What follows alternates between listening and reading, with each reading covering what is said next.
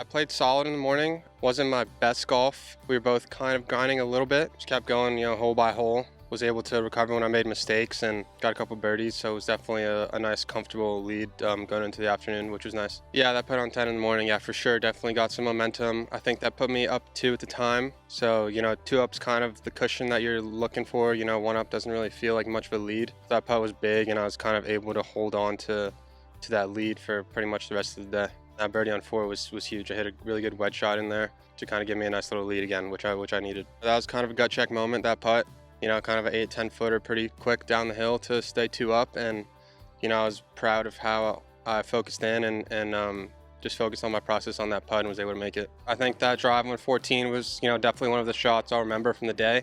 Just with him making that long putt on 13, getting momentum, bringing it back to just a 1-hole match. I knew that I needed a good hole right there, and so that swing was a perfect drive, and I was really, really happy with that. I mean, I striped that tee shot on 17, super, super proud of that tee ball in that moment. And yeah, I mean, it went right into a sandy divot, which I was not pleased with when I saw it, but just tried to gather myself, talked it over with Reed, settled in on a club and got super steep on it, was able to sort of muscle it out onto the green, just, lucky to end up that tight.